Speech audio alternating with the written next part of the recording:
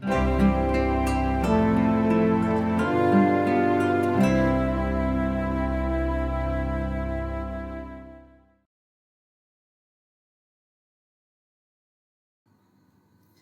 Sir. ආයිබෝන් නිෂාත්. කොහොමද sir? හොඳයි හොඳින් ඉන්න. නිෂාත් කොහොමද? හොඳින් ඉන්නවා සර්.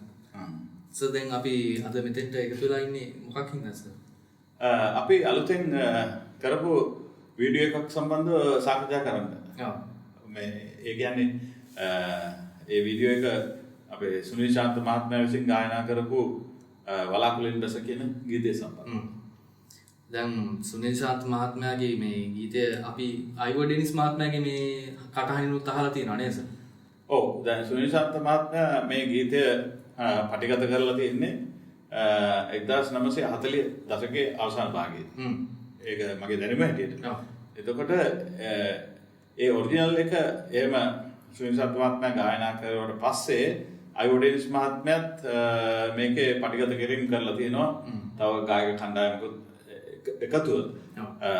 ඉතින් අයිවෝ ඩෙනිස් මහත්මයාත් සුනිල් ශාන්ත මහත්මයාගේ අඩිපාරේම ගිය දක්ෂ ගායකයෙක්. මේ ඒ දෙකම මට මතක් වෙනවා අයිවෝ ඩෙනිස් මහත්මයාත් එක්ක මම එතුමාගේ ගීතවලට වාදනයෙන් ගිටාර වාදනයෙන් දායක වෙලා තියෙනවා. එතකොට සර් දැන් මේ සින්දුව තේරගන්න විශේෂ හේතුවක් තියෙනවද? ඔව්. දැන් මගේ වෙබ්සයිට් එකේ අපේ මම හිතුවා මේ ක්ලාසිකල් ගිටාර වාදන ප්‍රොමෝට් කරන්න ඕන කියලා. ඉතින් මේක යම්කිසි පටන් ගැනීමක් හැටියට මම හිතුවා දැන් ගීත ඉතිහාසයේ සෑහෙන ඈත කාලයකදී දැන් මේ ගීතය නිර්මාණය වෙලා තියෙන්නේ අවුරුදු 75කට විතර කලින්. එතකොට ඒ කාල සීමාවට ගිහිල්ලා එතන ඉඳලා අපිට ඉදිරියට එන්න පුළුවන් කියලා මේ අපේ නිර්මාණ මේ කාර්යයේදී. හැබැයි ඊට කලිනුත් අපේ ගීත ඉතිහාසයක් තියෙනවා. ඉතින් නමුත් මේ ගීතේ විශේෂයි මොකද මේ ගීතේ කියවෙන්නේ අපේ රටේ තියෙන ඉතාමත් හොඳ ස්වභාවික සම්පතක් ගැන. ඒ කියන්නේ ගංගාව ගැන. දැන් ගංගාවක තියෙන ප්‍රයෝජන කියලා නිම කරන්න බෑ. එතකොට ඒ ජලය මුහුදට ගලාගෙන යනවානේ. එතකොට මේ මුහුදකට ගලාගෙන යන අතරතුරේදී ඒ ජලයෙන් අපිට ප්‍රයෝජන ගන්න කියන එක තමයි මේ ගීතේ තේමාව. ඒ කියන්නේ අපතේ නොයව. නමුත් මුහුදට ගලාගෙන යන එක ස්වභාව ධර්මය තමයි. නමුත් අපි මනුස්සයෙක් හැටියට අපිට පුළුවන් එකෙන් විශේෂයෙන්ම කෘෂි කර්මයට මේ ජලය ප්‍රයෝජනයට ගන්න. ඉතින් ඒක තමයි මේ ගීතේ පරමාර්ථය. එතකොට දැන් මේ ගිටාර එකේදී මේ ගිටාර එකට arrange කරපු මේ arrangement එක ගැන අහුවොත් කොහොමද සර්? ඔව් මේ arrangement එක G major වල තියෙන්නේ. හරි. දැන් අපි මේකේ විශේෂයෙන්ම ටෙක්නිකල් දේවල් මම පාවිච්චි කරලා තියෙන ගිටාර එක සම්බන්ධව කතා කරලා මට කියන්න පුළුවන් මූලිකවම මේක තියෙන්නේ G major ස්කේල් එකේ. එතකොට G major ස්කේල් එක ගිටාර එකට බොහොම comfortably play කරන්න පුළුවන් කී එකක්. විශේෂයෙන්ම ක්ලාසිකල් ගිටාර. නම් කෝඩ්ස් වාදනයේ ඒක ප්‍රශ්නයක් නෑ. අපිට කෝඩ්ස් ඕන විදිහට වාදනය කරනවා. ක්ලාසිකල් ගිටාර වල ෆ්‍රෙන්ඩ්ලි කීස් තියෙනවා. ඒක එකක් G major. එතකොට ඒ G major වල බේසික් කෝඩ්ස් තියෙනවා. අපි කියනවා ප්‍රයිමරි කෝඩ්ස් කියලා. එතකොට ප්‍රයිමරි කෝඩ්ස් මේකේ තියෙනවා tonic, subdominant, dominant. එතකොට tonic තමයි G major. එතකොට subdominant C, dominant D. දැන් ඔක තමයි මූලික ස්ට්‍රක්චර් එක. ඊට අමතරව secondary chords ටිකකුත් මම පාවිච්චි කරලා තියෙනවා. Supertonic minor, ඒ කියන්නේ A minor. එතකොට submediate minor, E minor. හැබැයි ඒක modulate වෙනවා. දැන් E minor වලට යන්නේ B7 එකේ හරහා යනවා. එතකොට ඊට අමතරව දැන් අපේ බේසික් කෝඩ් එක අපි වාදනය කරනවානේ සාමාන්‍යයෙන් අපේ රිද්ම් ස්ට්‍රමින් වලදී. නමුත් දැන් මේකෙදී එහෙම අපිට මේ සෝලෝ එකකදී අපිට එහෙම මේ කෝඩ් එකේ තියෙන නෝට්ස් වලටම සීමා වෙන්න බෑ. දැන් G major කෝඩ් එකේ G B D තිබුණාට මම ගහනකොට මෙලඩි එක ඒ අතරතුර ගමන් කරනවා පාසින් නෝට්ස් හැටියට නේ. වෙනත් අලංකාර නෝට්ස් හැටියට අපි ඒක පාවිච්චි කරන්න වෙනවා. එතකොට දැන් උදාහරණයක් විදිහට මම දැන් මේකේ G major වල ඉඳලා C major වලට යනවා මෙලඩි එකේදී. මෙන්න මේ වගේ මුල හරිය මම වාදනය කරලා පෙන්නන්නම්.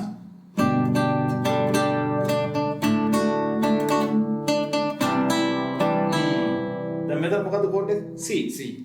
ඒ වුණාට මෙලඩි එක D.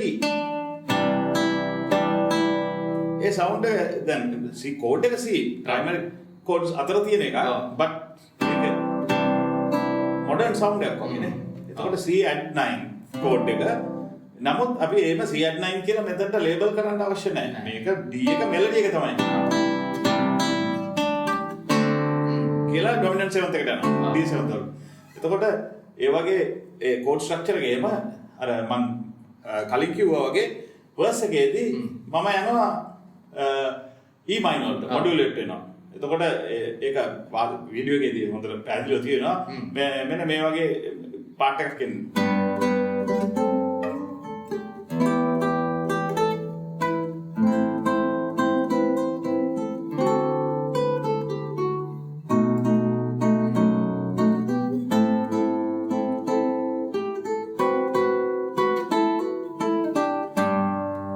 ස්ලෝ ප්ලේ කරේ පැහැදිලි වෙන්න. දැන් මම E minor එකට ගියේ B7 එක යූස් කරලානේ. දැන් නනේ. එතකොට හැබැයි එතන අපි E minor එකෙන් නතර වෙන්නේ නැහැ. කෙලින්ම යනවා A minor වලට යනවා. ඒතර E minor වල තමයි මේ මොහොතට අපි ඉන්නේ. ඒ කියන්නේ modulated to E minor. ඉතින් ඒට අමතරව මම පාවිච්චි කරන පිසකාටෝ. පිසකාටෝ එක පාවිච්චි කරන්නේ මේ දැන් G major chord එකේ අපේ නිකන් අතුරු වාදන ඛණ්ඩයක් හැටියට. ඒ කියන්නේ දැන් මේ ෆ්‍රේස් එකක් ඉවරුනම නිකන් හිස්තන් තියන්න බෑනේ. දැන් මම ගිටාර් සෝලෝ එකක් ප්ලේ කරනකොට සපෝට් එකක් බැකින් එකක් නැහැ. මම ගෙනියන්න ඕන මේ බැකින් එක. එතකොට එතනදී අපි මට පුළුවන් මේ වගේ දැන් මේ අපි නතර වුණොත් G note එකේ මෙලඩි එක කියලා කැලක් මම නිතරම ගන්න. ඒක පිස ගන්න. ඒක ගන්නේ මේ අත අපි බ්‍රිජ් එකේ තියෙන සැඩල් එකට මෙහෙම තියලා මෙහෙම අත හරවලා මේක තම්බෙකින් අපි යූස් කරනවා.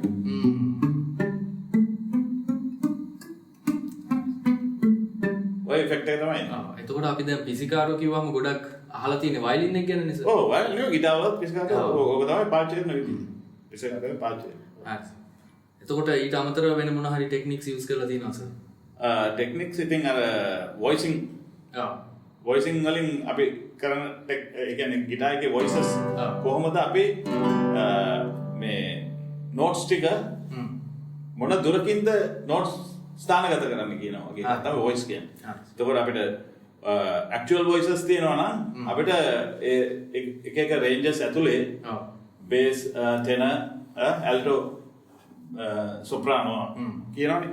එතකොට ඒ වල රේන්ජ් එකක් තියෙනවනේ. ඒ ඕන තැනකට අපිට නිදහසේ විදවන්න පුළුවන්. මොකද 4 දෙනෙක් දැම්මොත් අපිට ওই නෝට්ස් ඕන තැනකට යන්න පුළුවන්. පියානෝ එකේ අපේ මේ ෆින්ගර්ස් 10 යූස් කරලා අපිට පුළුවන් ස්ට්‍රෙච් කරන්න පුළුවන් ප්‍රමාණයට මේක මේ ඈතින් වාදනය කරන්න අපිට ඕන තැන්වල. දැන් අපි හිතමු G major chord එක නම් GBD අපිට මේ හැමතැනටම ගෙනියන්න පුළුවන්. දැන් මේ අත් දෙක ඈත් කරොත් තවත් ස්ට්‍රෙච් කරන්න පුළුවන්. මේ බේස් එක හැබැයි මේකෙත් සීමාවක් තියෙනවා. මේ අත ස්ට්‍රෙච් කරන්න පුළුවන් ප්‍රමාණය දෙකක් තමයි මෙතන ගන්න. මේකත් මේ දෙක. නමුත් මේ අත් දෙක ඈඩ් කරන්න පුළුවන්. ගිටාර් එකේ එහෙම බෑ. අපි left hand එකෙන් විතරයි මේක අල්ලන්නේ. එතකොට මේ left hand එකට අපිට රීච් කරන්න පුළුවන් තරමට තමයි මේ වොයිසින් එක කරන්නේ. එතකොට දැන් මුලදී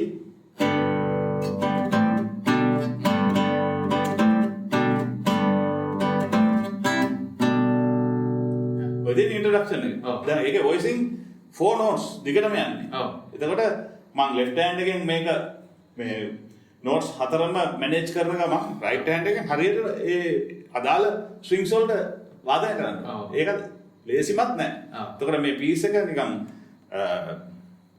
starting point එකේ ඉන්න අපි පටන් ගත්ත ගමන් වාදකයෙකුට වාදනය කරන්න ටිකක් අමාරුයි. මේක intermediate level එකේ. ගොඩක්ම අමාරුත් නෑ. ලේසිත් නෑ. හරි සර්. දැන් අපිට මේ රෙකෝඩින් එකේ ඇහෙනවා වයලින්ස්. වයලින්ස් මේ වලින් මොනවාද සර් මේ arrangement එක කරේ?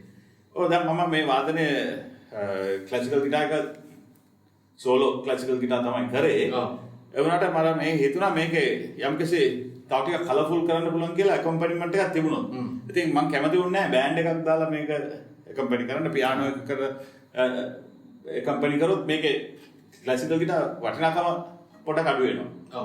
එතකොට මොකද අරගේ බැකින් එක ඇහෙන්න පටන් ගත්තා. ඉතින් මම හිතුවා මේකට වයලින් එකකින් යමක් කරන්න පුළුවන් කියලා වයලින් 3 parts arrange කරා එකට බැකින් එකක් හැටියට.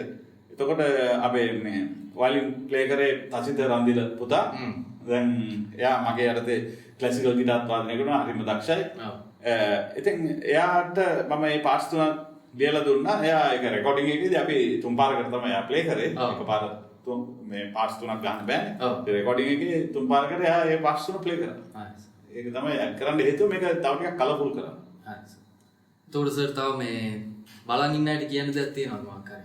නෑ මට හිතෙන්නේ මේ දැන් මගේ පරමාර්ථය නම් මේ අපේ ලංකාවේ ඉන්න මේ සංගීතය හදාරන අය සහ විශේෂයෙන්ම ක්ලාසිකල් ගිටාර් වාදනයට උනන්දුවක් තියෙන අය තව දිරිමත් කිරීම තමයි මේකේ පරමාර්ථය. එතකොට ඒගොල්ලන්ට මේක දැකපුවම අපිට අපේ සංගීතයේ ආශ්‍රයෙන් අපිට කරන්න පුළුවන් නිර්මාණ ගැන වැටහීමක් ඇති වෙනවා. ඉතින් අපි නිකන් හුඟක් ෆොරින් කම්පෝසර්ස් ලාගේ මියුසික්ම ගහන්න ඕනේ. දැන් අපිට හම්බ වෙනවා බටහිර අය විතරක් නෙමෙයි දැන් කම්පෝස් කරන චයිනා, ජපාන්, රෂ්යා, යුරෝප් හැම රටකම වගේ එතකොට සවුත් ඇමරිකා, ඒ කියන්නේ ලැටින් ඇමරිකන් කම්පෝසර්ස්ලා ගොඩක් ඉන්නවා. එතකොට යුරෝපියන් ඉන්නවා.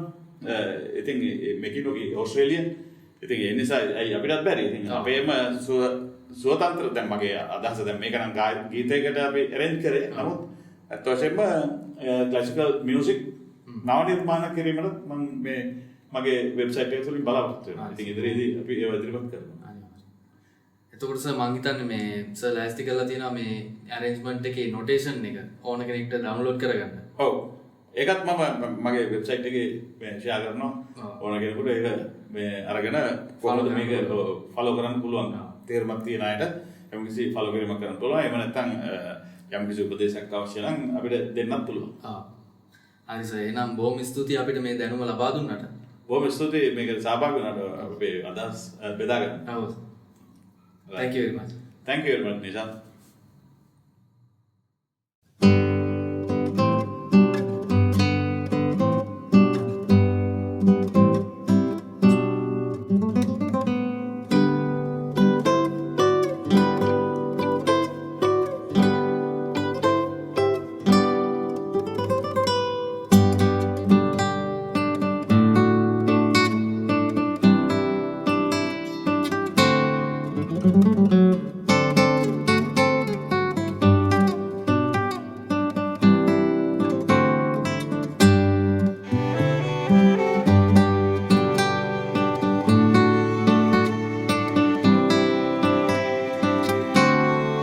Thank you.